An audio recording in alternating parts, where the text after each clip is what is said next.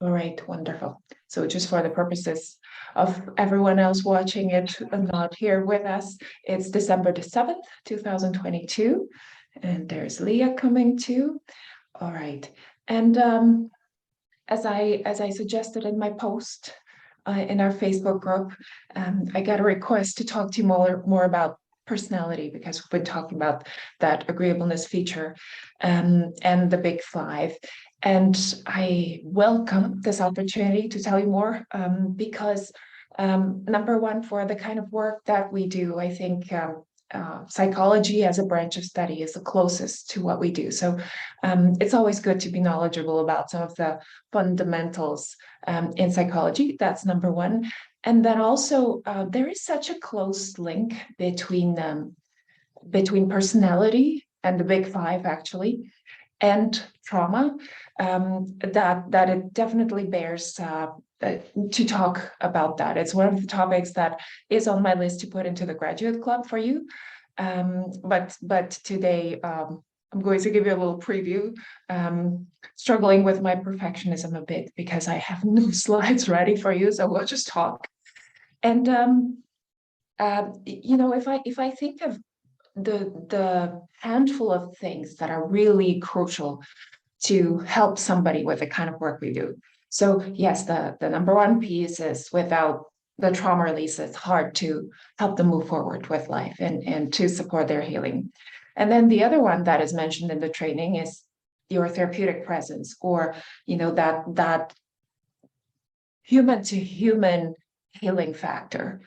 But the third one, and in the grad club, it's definitely going there as the ultimate ingredient, I find, is understanding personality. And that goes both for understanding personality of your client and yourself. And I often talk about the five element. I'm not going to talk about that right now. I'm going more to the basics of to what psychology thinks about personality, the way psychology views it. And I remember when I was studying at the university, everybody was so much looking forward to the lectures on personality because that was something most of the students could relate to, as opposed to learn about perceptions and how the brain works that was more mechanical. And then we got to that part and it was a little bit of a disappointment because there wasn't that much to it. They talked a little bit about different methods that scientists use to figure out what personality is, and then a little bit about a big five. And we were asked to do the personality test, and we sat through the annoying number of questions, and then we didn't really know what to do with it. So hopefully today I'm going to give you a little bit more and show you how to use personality and the knowledge about it in more practical ways. And also know that a lot of times people kind of catch different terms that relate to personality, such as extrovert, and they don't quite understand what that means or have a limited understanding. So they would think that being an extrovert means being, liking to chat and being talkative. And there's some truth to that, obviously, but there's so much more to that. So that's not going to be you after this because you will have a good understanding. So in psychology, the biggest model, and I mentioned this a couple of weeks ago, to help us look at what personality is the so-called Big Five model.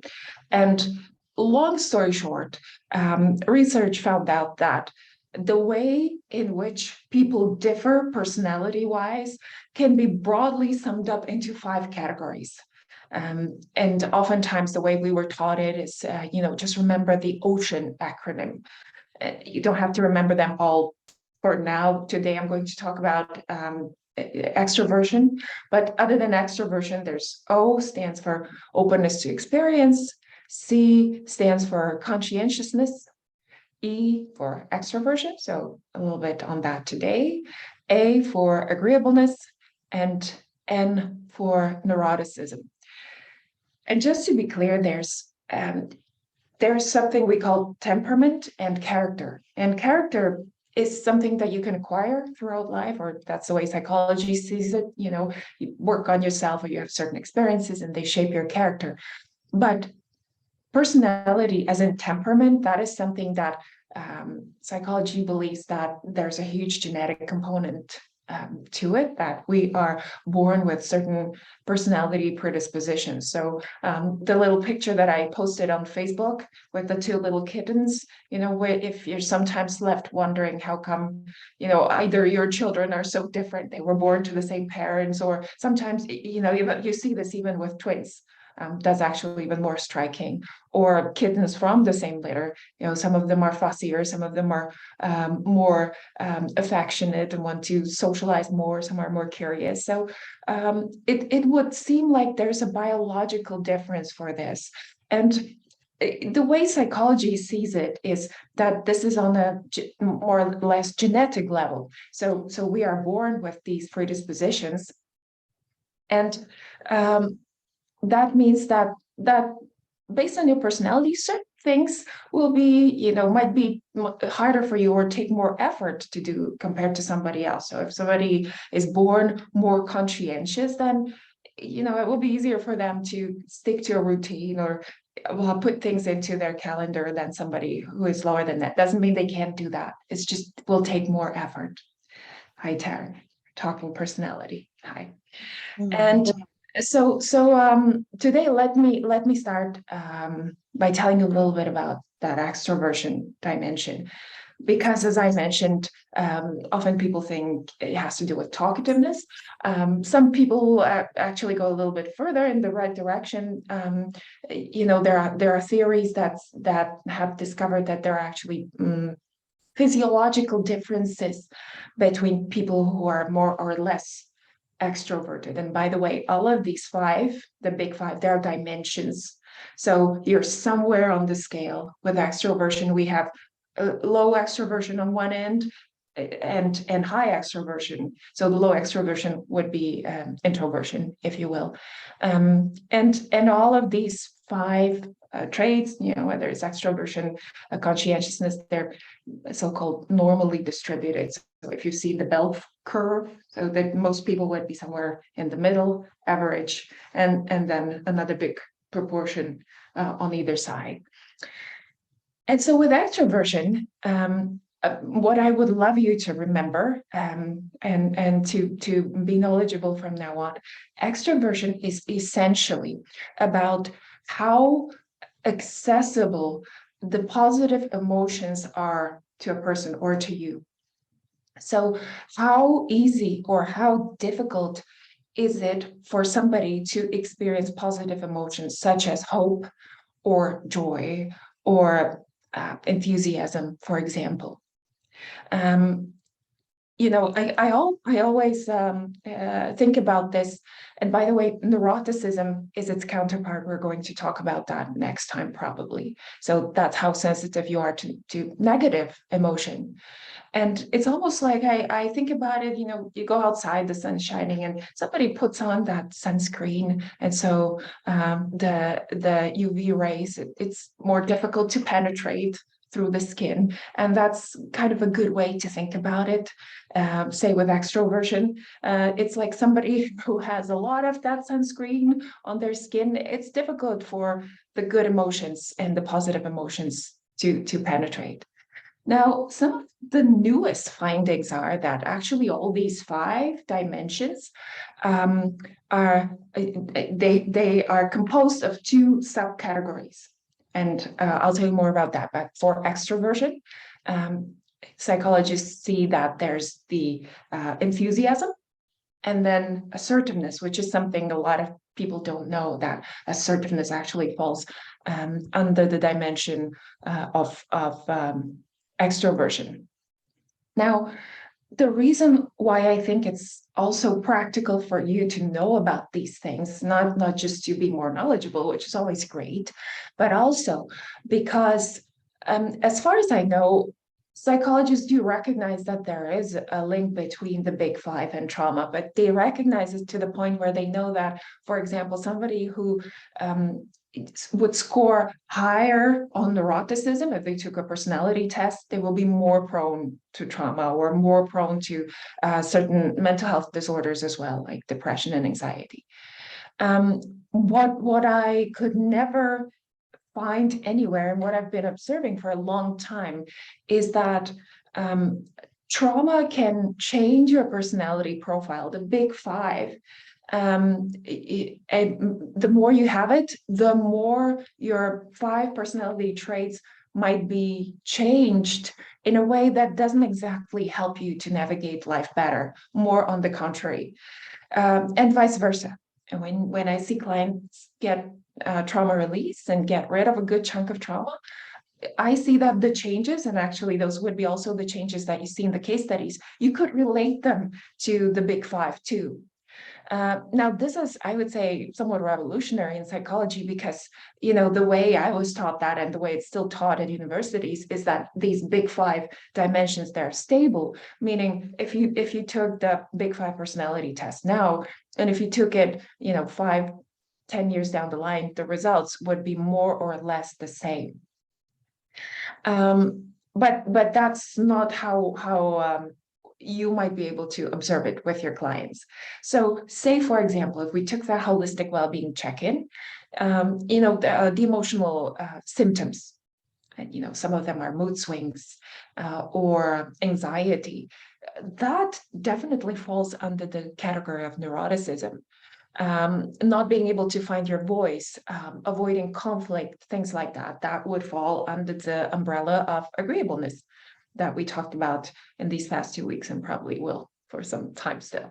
So what I'm getting at is that when your clients come and they do have trauma, you will see some of the things, or a lot of the things that they're saying, you could directly link them to the big five.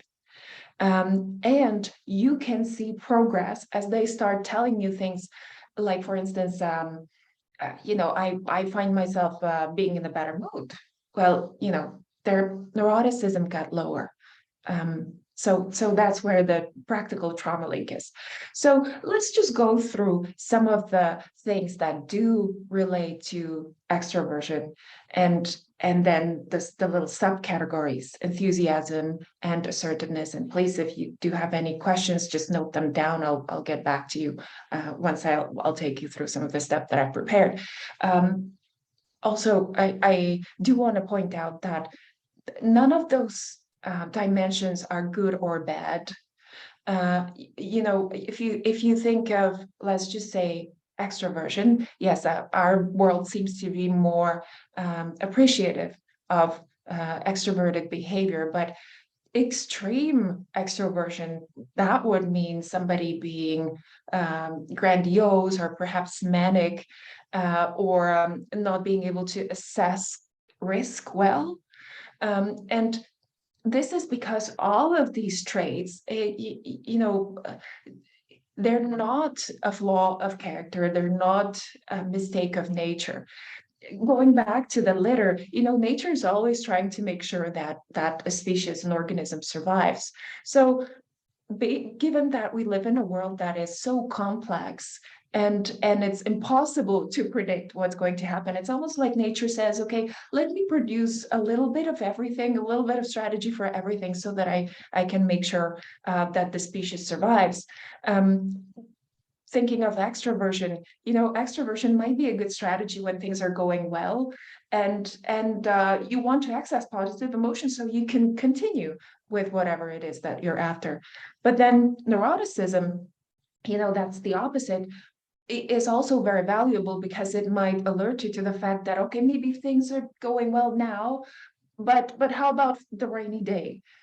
So they all have their place. And the good mixture is the one that helps the person navigate in the world, and sometimes that might take effort on their part too. So generally, people who are extroverted, very relatively extroverted. Let me just switch to my notes, ladies. Sorry about that. Just so I don't rob you of anything that I have here prepared for you. Okay. And one more thing that I forgot to say.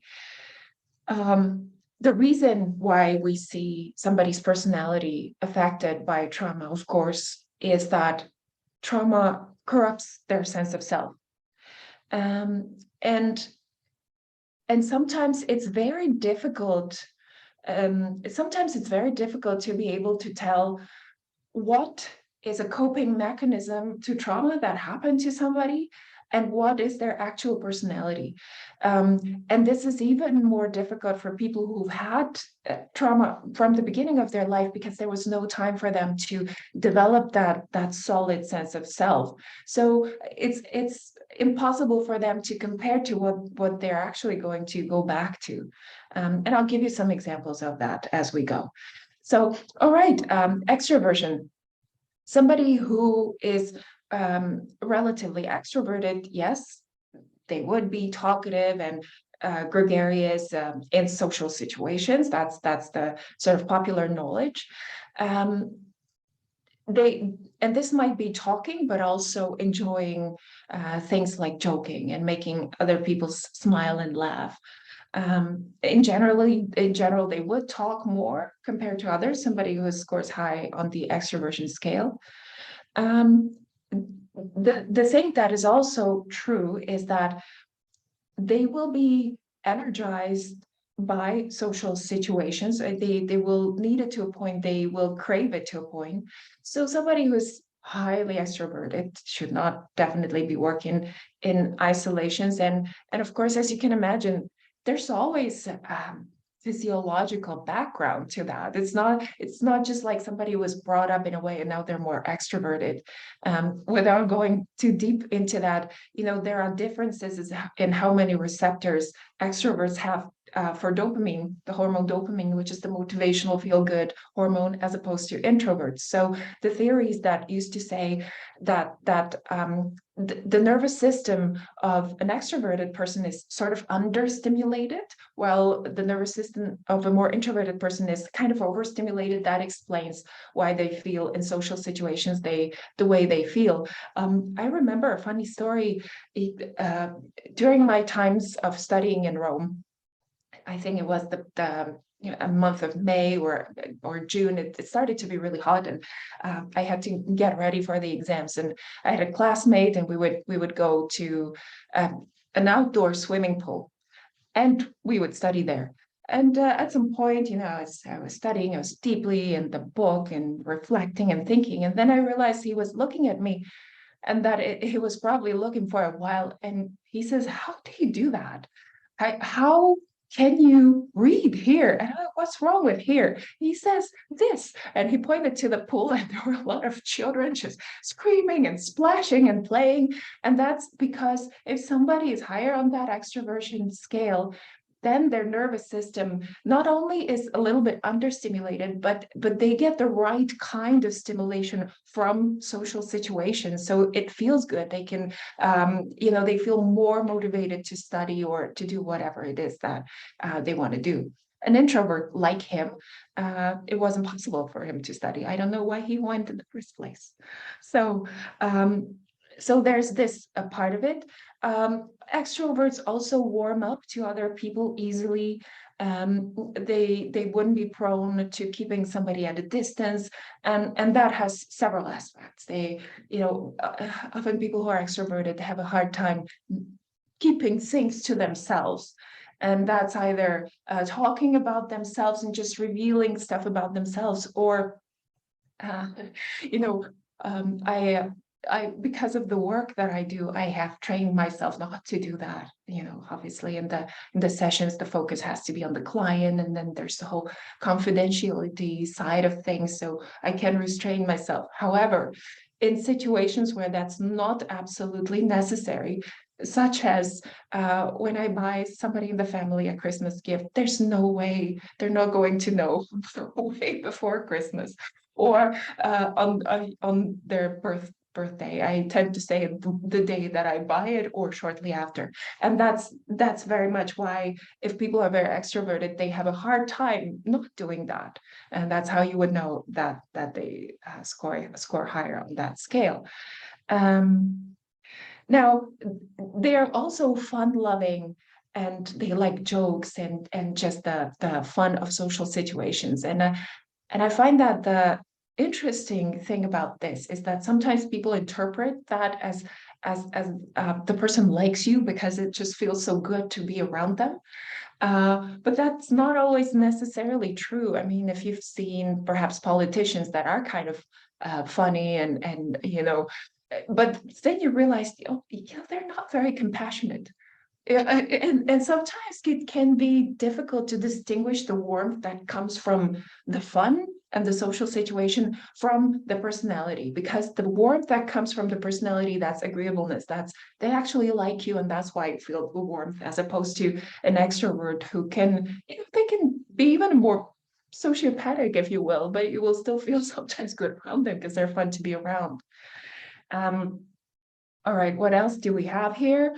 Um, High extroversion is related to a higher sense of optimism, hopefulness about the future, and also higher self-esteem.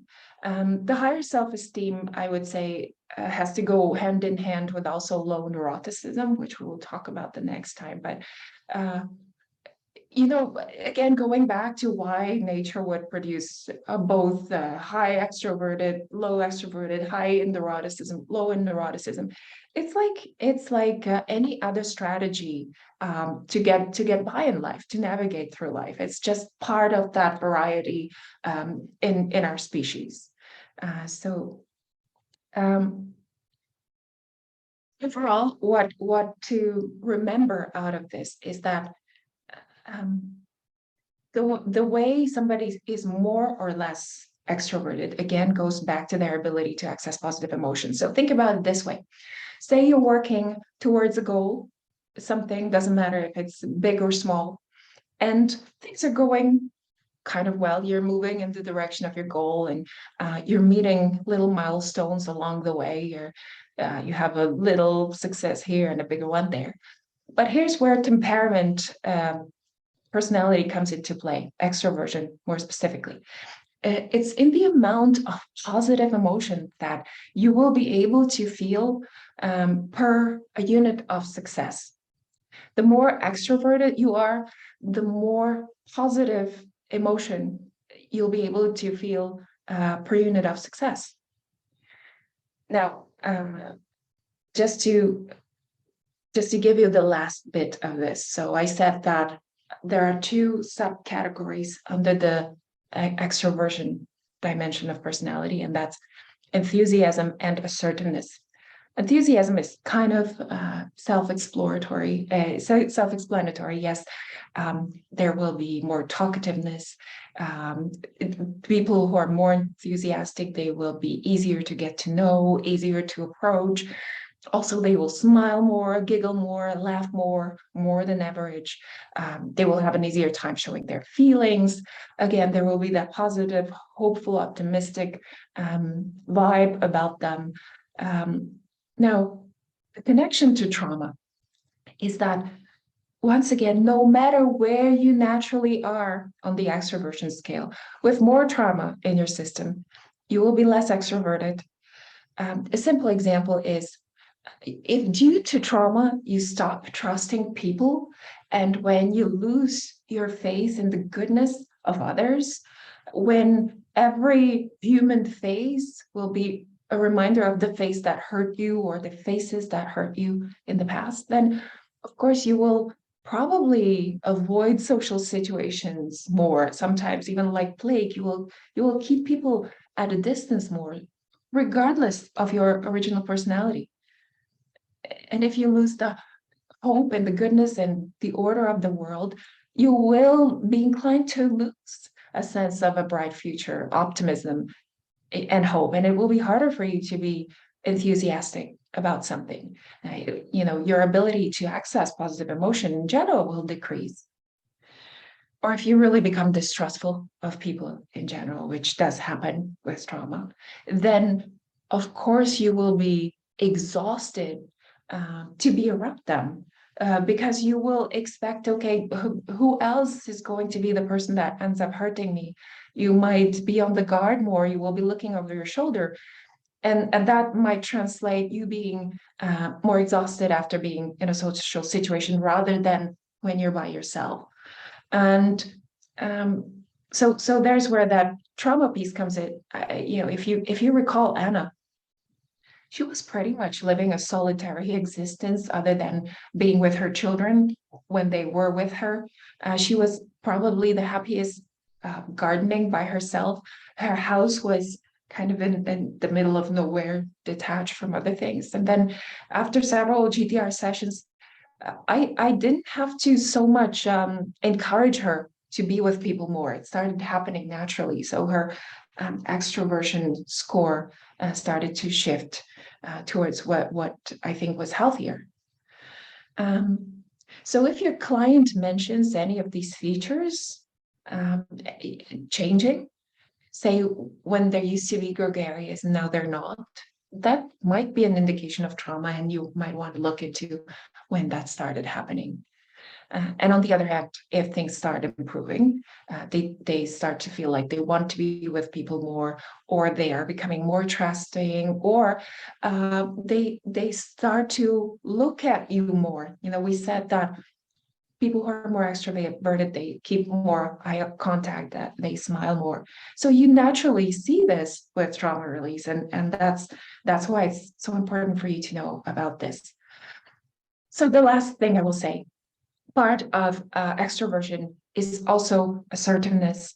So assertiveness is somebody who would be prone to not just talking about their feelings and telling you things about themselves, but also revealing their opinions, what they think, and putting them forward.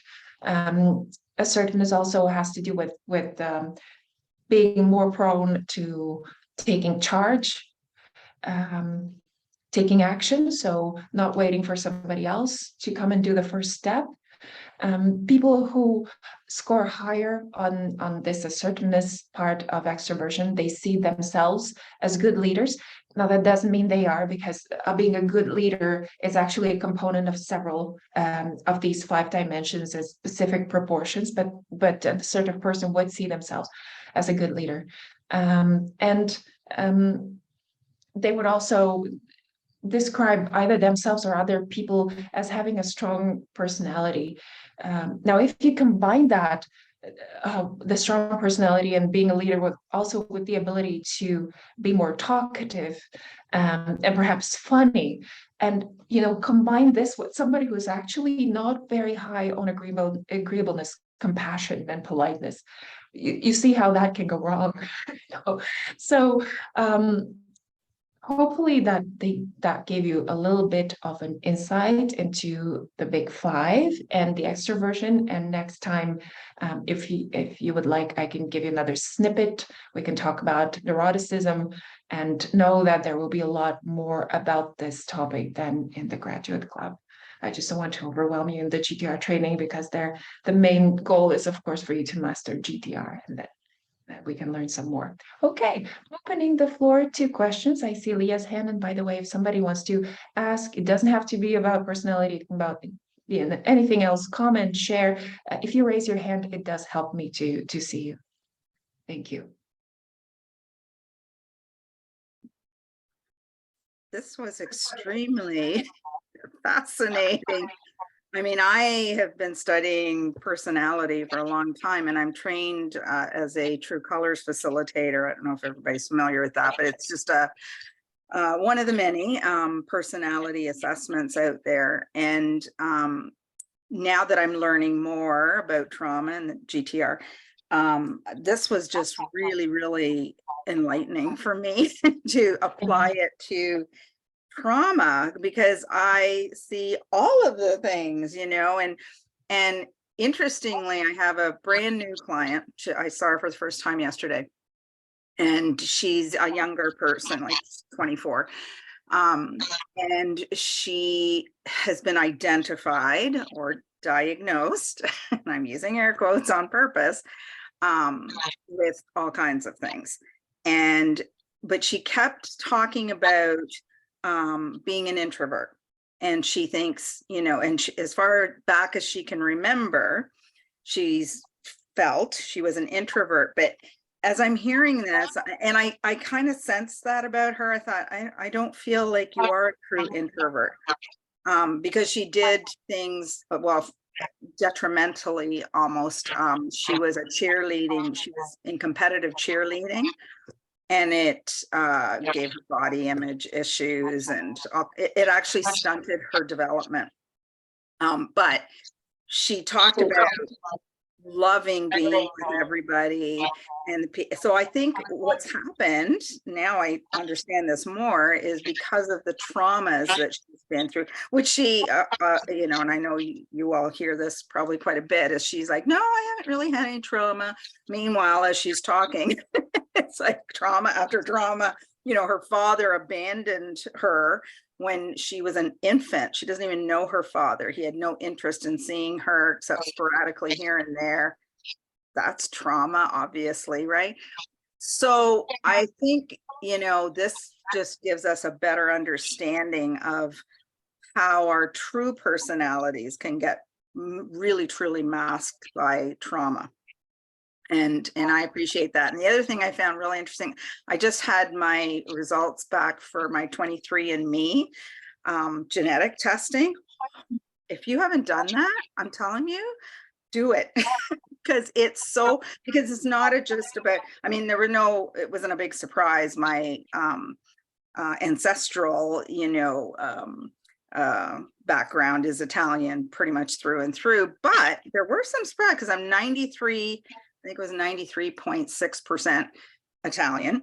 But it was able to identify exactly the region, but there were some other things in there that I had no idea that I could have that in my ancestry. But what fascinated me was it didn't get into personality so much, but preferences and things that I do that I thought, some of the things I thought, I'm crazy. Like, does anybody else feel this way? And there were things that were definitely things that other people with my genetic makeup experience. And so I think personality kind of is one of those things. Do you agree or disagree with that personality can be in our, I mean, you mentioned the word genetics, so that's why I was like, oh, you know, maybe you're genetically disposed to be, or predisposed to be, you know, extroverted, or some of the others. Yes. So to answer your question, definitely psychology believes that this is a difference at the biological level, not the way you were brought up. The way you were brought up can skew you a little bit on that personality profile, but it's not like the way you were brought up will make an extrovert out of an introverted person. Right. So psychology definitely believes that. That's why I said when I was talking about the dopamine receptors, it's not just, you know, somebody has thoughts that make him more extroverted. It's really, you know, it's said that extroverts have more dopamine receptors, which means that you will get more energized by that dopamine and stimulated, while introverts have fewer of them. So if dopamine starts flooding in their system, it overwhelms them and they have to withdraw from social situations because it's overwhelming for their nervous system. Mm-hmm. So there is absolutely a biological difference. And actually, what is fascinating, it's not very much playing in the cards of the groups that think that because you belong to a certain group of people like women or certain racial groups or ethnic groups that there are huge differences. The biggest differences actually are amongst personalities, not amongst genders, not amongst races, not amongst ethnic groups. It would be on these different 5 dimensions. Now, as we said, trauma can make your personality profile look different than it would be if it wasn't for the trauma. So the way we see it with our clients is that either they will report saying, you know, like I said, I used to be so social. I used to so love talking to people and going out with friends, etc. And then it stopped. And now you started working, giving them GTR sessions, and they're back to that. They're back to that. But sometimes it's when I know even some of you reported that you were doing things that you never thought you would do, or that they were never accessible to you.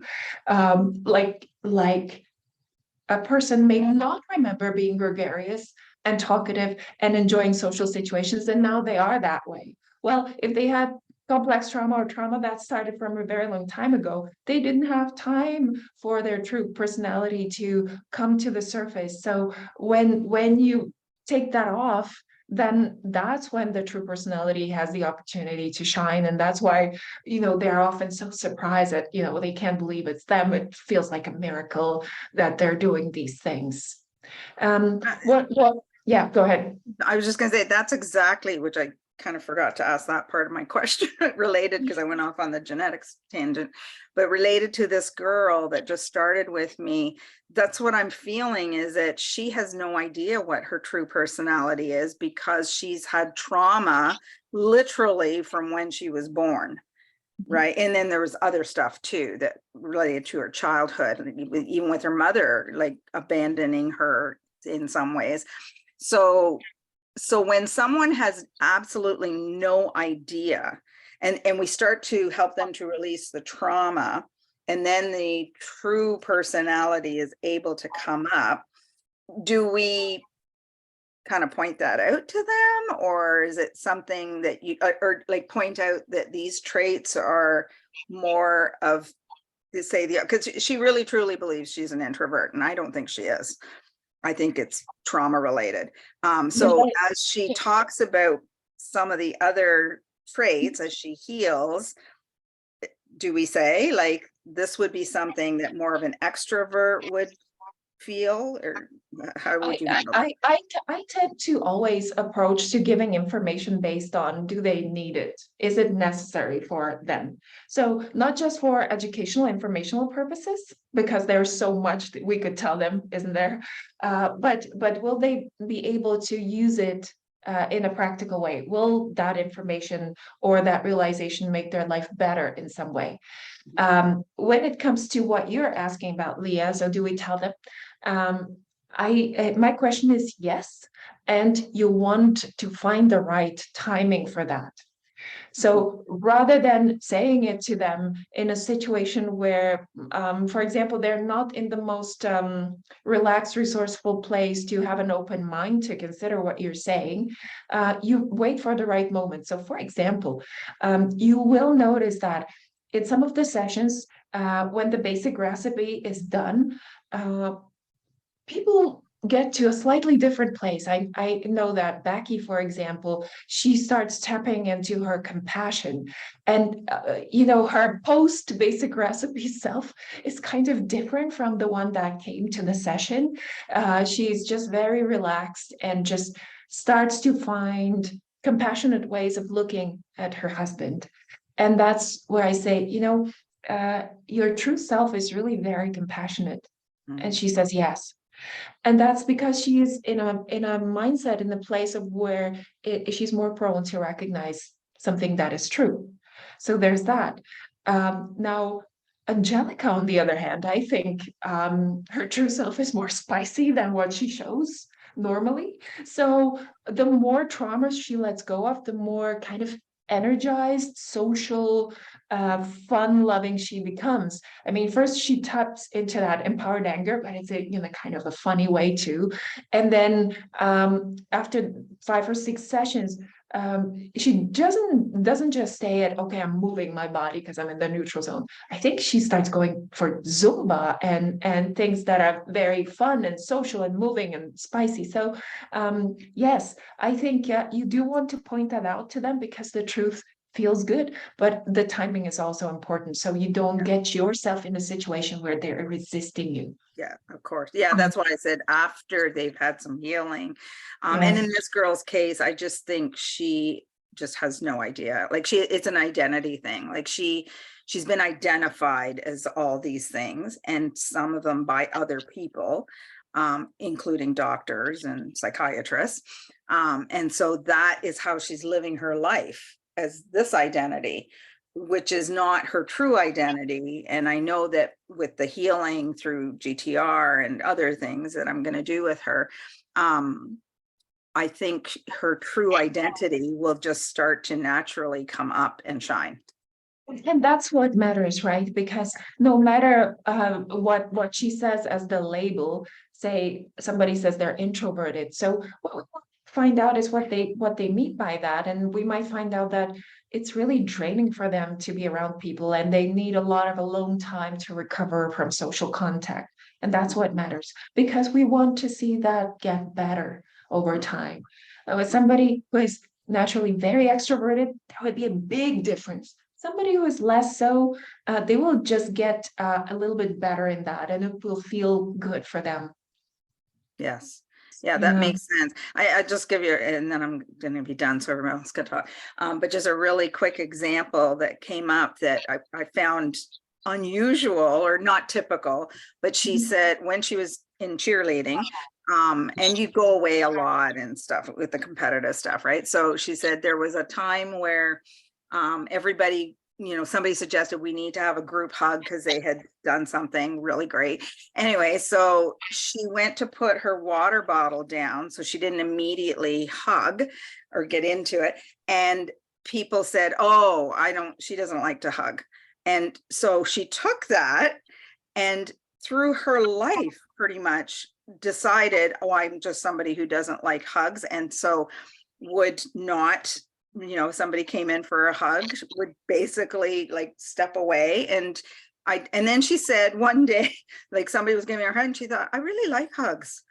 Like, I don't think that's true about me. And it was like surprising to her. So she is someone who really takes what other people say and what other people think, which of course is related to her trauma. But yeah, I just found that really interesting. Well, thank you. There's lots of tools here. That's definitely. Yes, and it is related to trauma. And out of the big five, it's related to agreeableness because Yeah. agreeableness has two components. One is compassion, and the other one is what you might call respect for authority. That's the other kind of subcategory. So somebody like her might be just because it was a social situation or a peer pressure or something, they said so, so it must be true. So if we're talking personality, that would be that. Yeah. Okay, Thank you. thank you, Leah. I see Yanina's hand up, and then there was Lucy also, but your hand is now down. So if you want to talk, Lucy, just put your hand up again so I know. Yeah, you're unmuted, Yanina. Yes, thanks. I love this. I love this conversation so much. I think it's such an important topic. So I have a few thoughts and probably a question, but I'm processing everything that was spoken. I did the Big Five test the first time many years ago. When I did it the first time, my agreeableness was number 1 and neuroticism was number 2. And then I actually did it again a while back. It was still agreeableness was still number 1. Neuroticism was still number 2, but it was lower than the first time. So years have passed. I've been working with Donna, with Kathy. Healing has happened. But what I always realized, I always struggled to say extroverted or introverted about myself because I have elements of both quite significant in different areas. And the one factor that really makes a difference for me is external things, environment. So when I like the environment, I can be assertive, I can lead. But if there's something just doesn't feel right, my comfort zone and where I get my energy back is absolute myself, being by myself. So the biggest shift I actually noticed is, I have the two very different lives from when I lived in Germany as an employee. And in my experience, everything was super structured, my 40-hour week, and I wasn't extroverted at all. I would just, do whatever I was asked to do. And now Costa Rica, obviously cultural, socially, completely different. And I feel that I feel more and more comfortable actually being assertive and being extroverted. So I don't know if that anyone else has that too, but I can definitely say that environmental factors for me are super important. Maybe that's another indicator for being an introvert, being very absorbing a lot what is around me. But yeah, just that's what I've been thinking about now. Yes, everything what you're saying is relevant, and we have only talked about one of the dimensions now, extroversion. So you touched upon other two there, conscientiousness and openness to experience, and we'll definitely talk about it because I can see that I love that you love these psychological topics. It's so pleasurable to look at. So conscientiousness actually just its connection to Germany as such in the psychological literature is unbelievable. Germany is definitely one of the cultures where conscientiousness is valued a lot. And I remember once several years ago, there was a coach, and I was reviewing her critique calls, her coaching calls, and the client was German. And this coach was asking her to tell her about some of her experiences from her childhood. And the client started telling her how growing up, she had to work a lot, even quite young. The family engaged her into work and etc.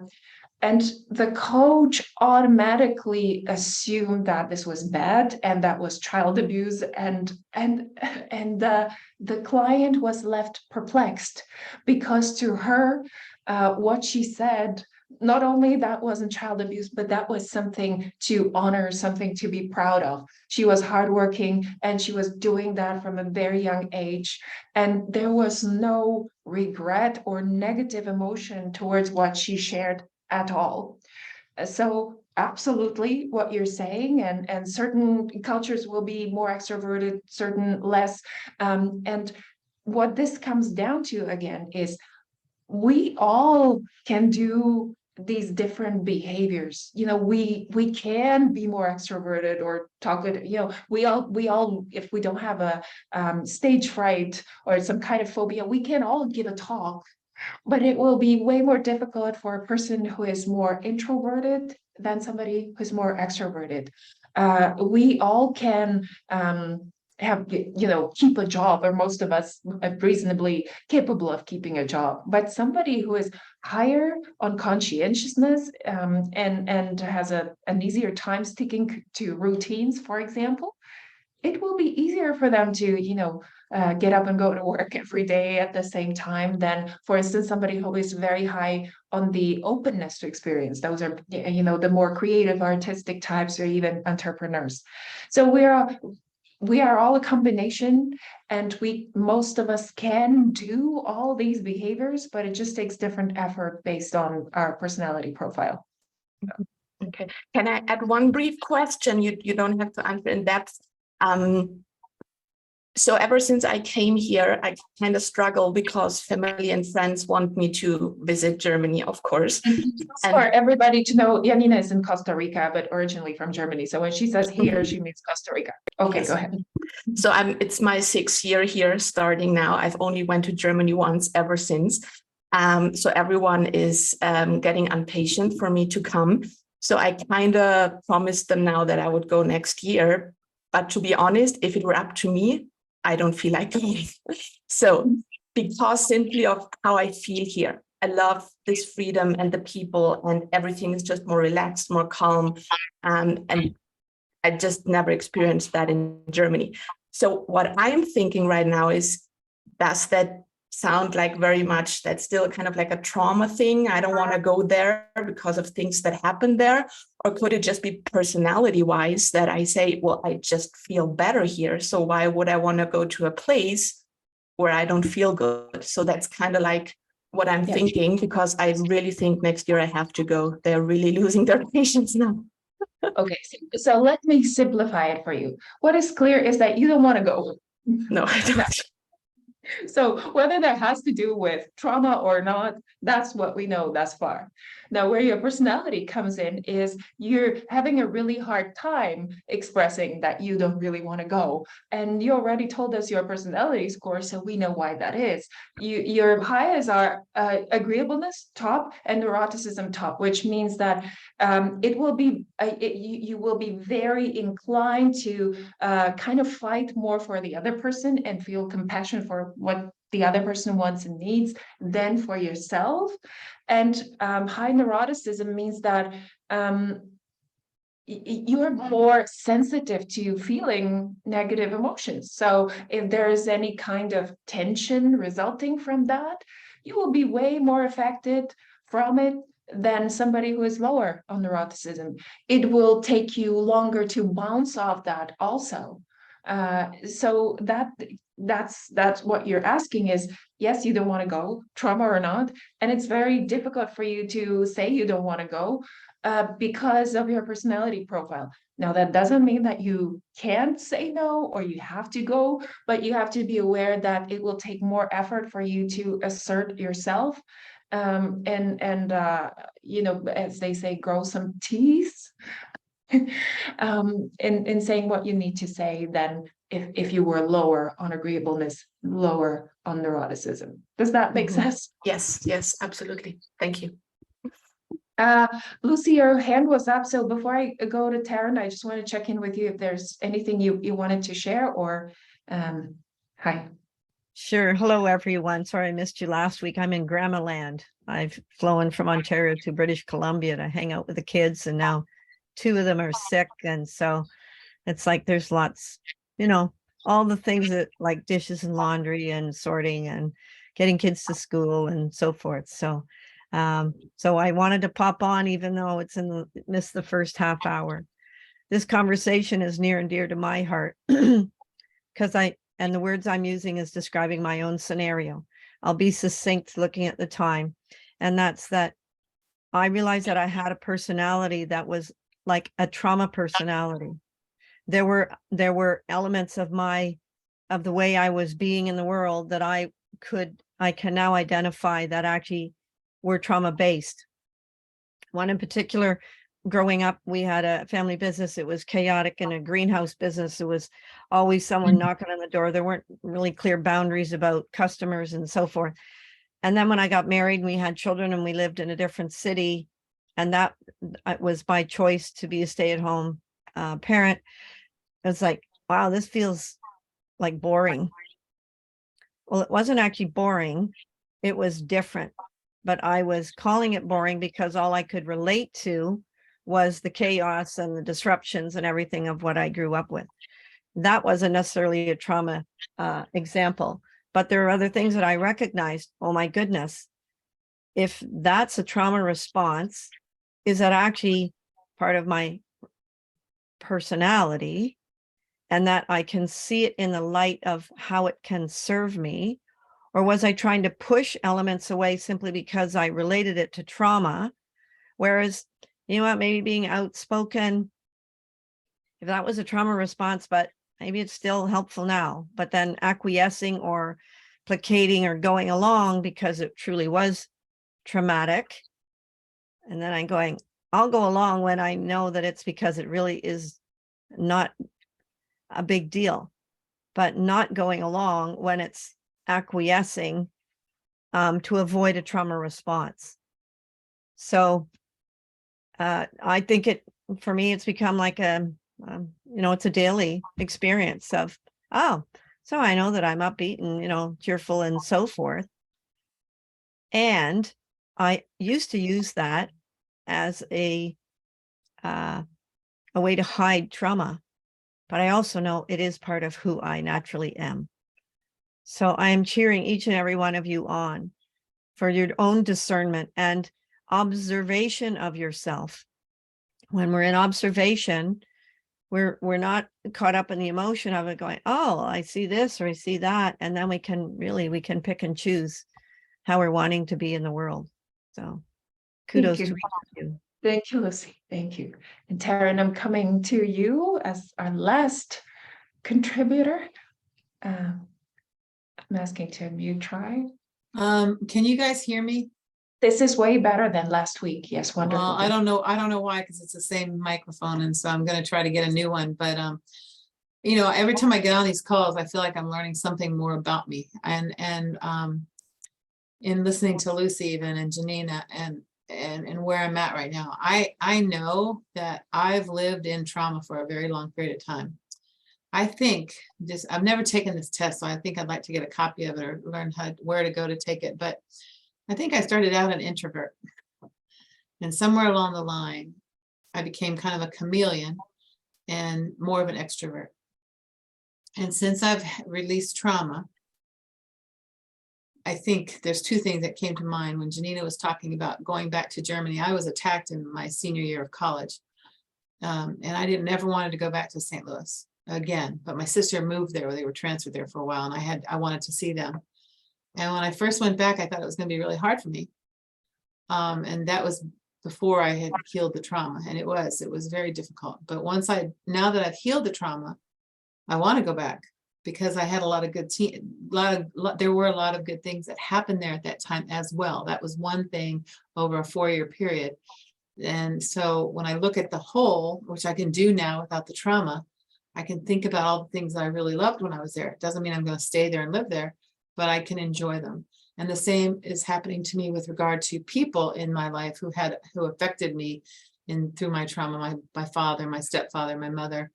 The love for them grew extremely bigger than I ever expected, as well as my parents and other relatives and friends and things like that. But on the other hand, I'm struggling with figuring out who I am. Am I this introvert? Am I this extrovert? I figured out I might be more of an ambivert, which is this one in the middle that I never knew existed.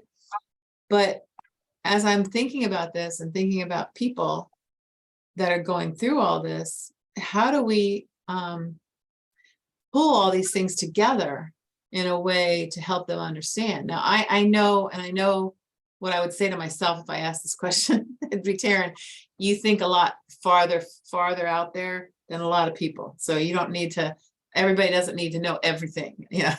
But I think that it's so important to be able to see it and understand it, regardless of where you're at, to know that this is okay. And that, as Lucy was saying, I did a lot of it because of trauma, but that's also part of me. I guess what do we do in a conversation with somebody to help them to see that and to think about it in another way before trauma's gone? Because this all didn't come to me until trauma was gone. Yes. And so two questions you asked. Who am I? How do I know? Am I extroverted, introverted, etc.? So I went through some of the traits, so we would look at you and see where you're at, even without the test. So talkative, gregarious, chatting, yes. Loves social settings and feels energized by them. Yes. Not always, but yeah, but obviously if it's somebody you don't like or who is unpleasant, yes. So relatively optimistic about the future, about how things are going to unfold, yes. Has a hard time keeping things to herself and revealing things about herself, yes. So if you go to the recording and just go through all the things that I said, you will probably find that you can take a yes. So my bet would be that when it comes to the extroversion scale, you would be high in extroversion. And the practical application for you is, and you already know that, is it's not for you to feel in an isolated environment.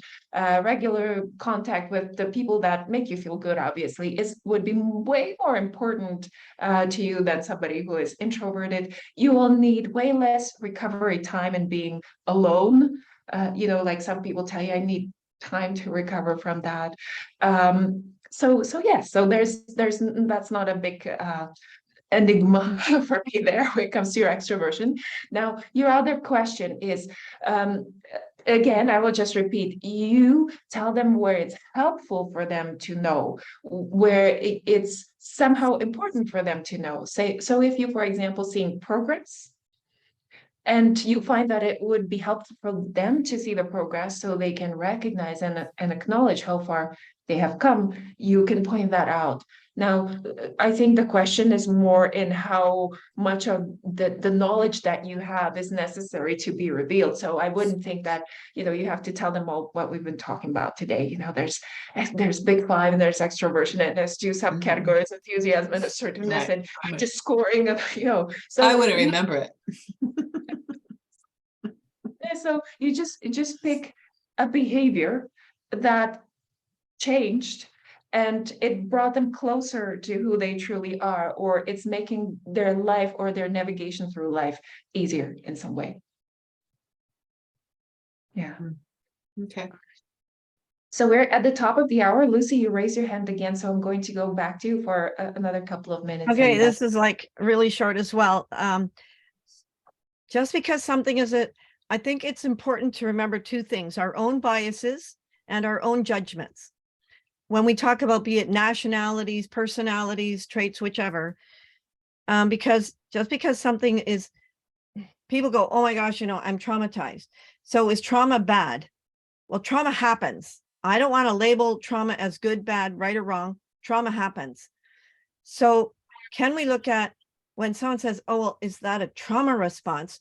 Are they unconsciously thinking, oh, well, if it's a trauma response, maybe that's bad? Versus it was a response to deal in the circumstances in the moment, that whether the trauma was, situational or ongoing. And so can they be looked at from a place of, how does it serve me now? Not because it was related to trauma, but where am I in my life? And does that particular response or behavior actually, is it suitable going forward? And then the other is catching our own biases. How well can we stay in a place of observation so that it isn't about nationality or, any kind of characteristic. It's about serving the client as to how they're feeling about what they're presenting. So Thank that's you. it. And so I'll wrap up with a fun tip for those of you who want to date. Taryn, if you're looking if you're looking for a man, how to use this knowledge about personality is that they say that you're more likely to be happy in the relationship where the partner has a similar personality profile like you. So say if you're high in extroversion, it's good if they're higher in extroversion as well. The only exception seems to be neuroticism. So it's not good for two people who are highly neurotic to be together. It's best if it's matched, like one is higher and the other one is lower. Okay, I So- have one more question. How do you apply that to astrology? Because Don, I met a new one and he's a Sagittarius. Yeah. So you book a session with Donna and talk about that while the rest of us. And he's much more extroverted. Yeah, so that's good for you. That's good. So I'll finish here knowing that the next time we can continue and we will talk about neuroticism. And I thank you very much for coming. Students who are in the grad club, if you would like to chat with me, stay. Kathy, if you could stay for just a little bit, it would be wonderful, because I wanted to just tell you something quickly. And thank you very much. I'll see you next week. And Bye-bye. I sent a note to see if I could talk